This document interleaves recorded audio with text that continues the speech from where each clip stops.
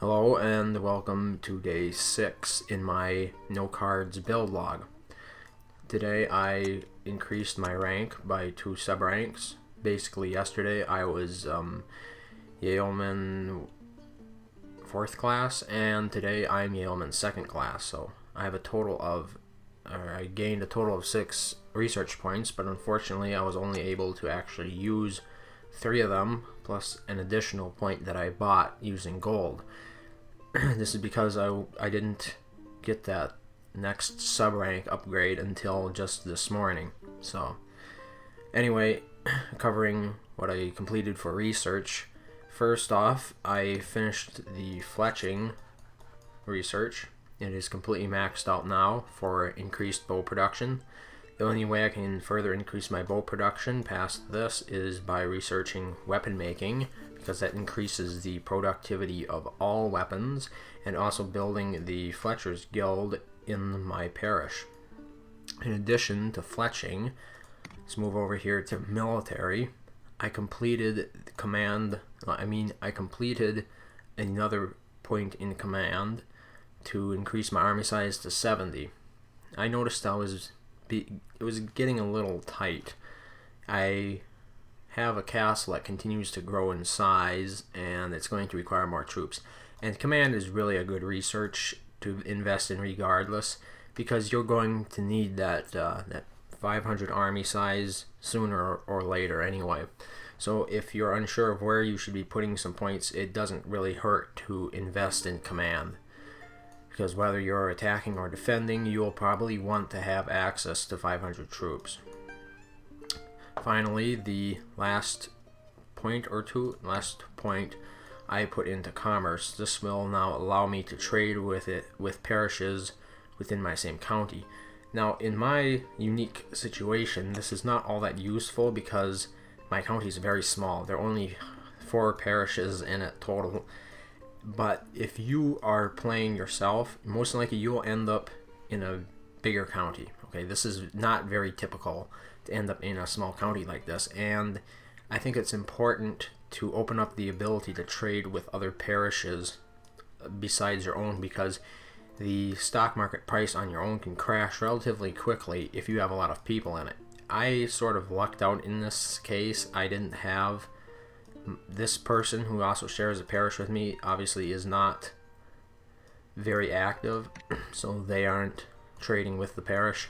But this, like I said, it's not very typical of a new world, especially a more competitive world such as the Europe servers. As some other players have noted, the USA 3 server is not all that active. I think, let's take a look at how many players they have right now.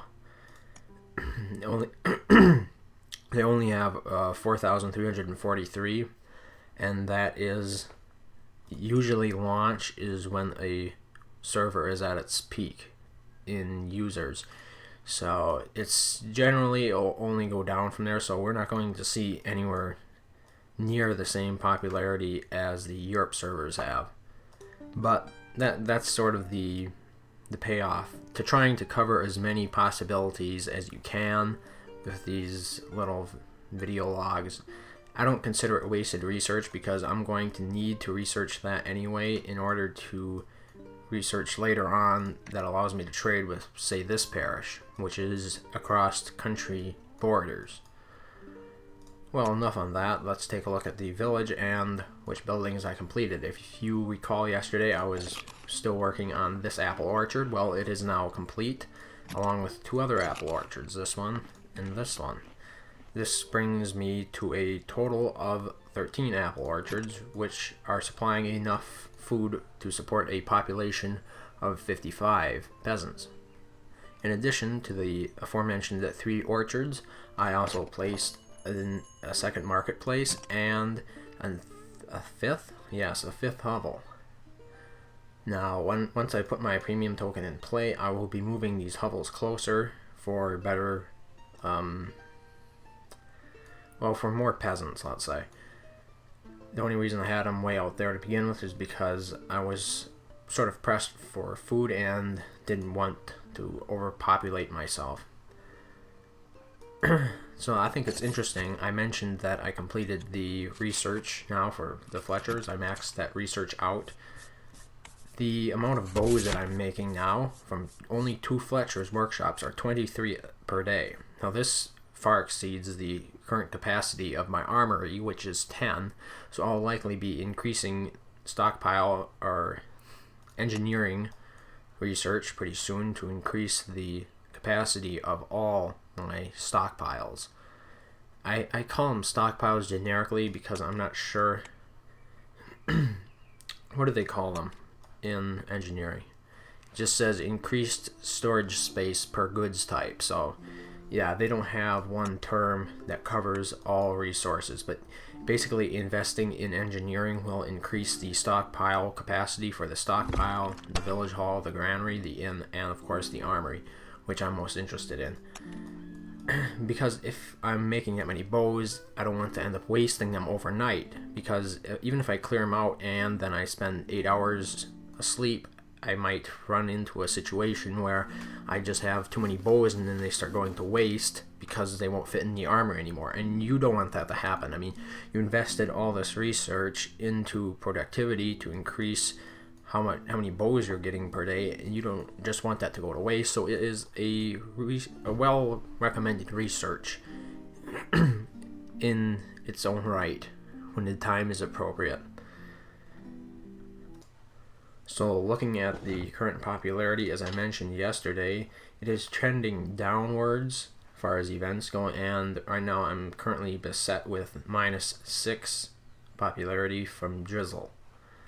Like I said, these events are beyond your control, and the best you can do is to attempt to mitigate the negative effects by keeping your bribes up, your food rations up, your ale rations up, building entertainment buildings, etc.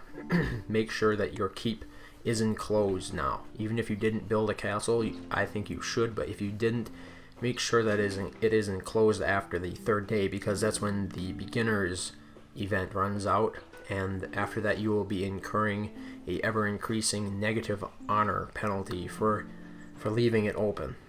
Now you enclose a keep by putting a gatehouse somewhere on it. I think most people know this already, but I've seen some come to the forums wondering why they can't enclose their keep. It's because you need to have a gatehouse as part of the castle.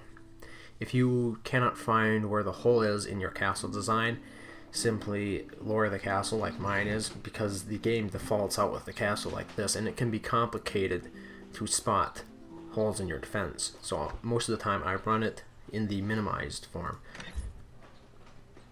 Speaking of castles and what I have completed here, basically you can see there are plenty of archers on the perimeter towers, and I also have some barracks built in the corners. Now the corners are the best place to build them, because although they may get attacked, it is far less likely that they will be attacked in the corners than if you put them right outside your actual castle, or the amount of space wasted if you put them inside your inner castle. That also weakens your core defense, because you're spread out, your archers are spread out over much more territory because you're trying to protect those barracks. They're only 400 wood or so it's not crucial that they must be protected, unlike your keep. Unfortunately, despite such excellent defenses on my part, the siege camp has left the parish, so I will not be able to take opportunity and kill any invading armies for either the quest or for the honor. Speaking of quests, I only completed one yesterday, that being Intelligence Gathering 3, which required me to scout another player's village. I only have one scout, but I successfully scouted this player here, who appears to be inactive. They had a very basic castle defense, as you can see there, and I didn't lose any scouts. I only have one scout, like I said. So if you can complete, you can complete that quest. It's just make sure you choose a smaller village and a lower ranking player so your scout doesn't die. One last thing to get to before I wrap this up is the parish. I'm still the steward of the parish, and while it appears the other person may have voted themselves, I still have more votes. So, as far as the guilds go, I placed 2 barracks in addition to the Architects Guild that you saw yesterday. The barracks didn't cost any flags, so there's really no reason not to place them if you have the resources, the gold. They didn't cost any flags. The next one will cost 1 flag. Increasing the size of your barracks capacity is a good thing because you need more troops in your parish. Your parishes are one of the most effective means of attacking, and to increase the size of your army in them is important. I think I'll be going for an Ale Guild next, but Apple Guild might also be in the cards, or a Fletcher's Guild. So I'll deliberate on that, and we'll see what happens tomorrow. So that pretty much concludes everything I have to say for day 6. Thank you very much for watching, and until next time, farewell.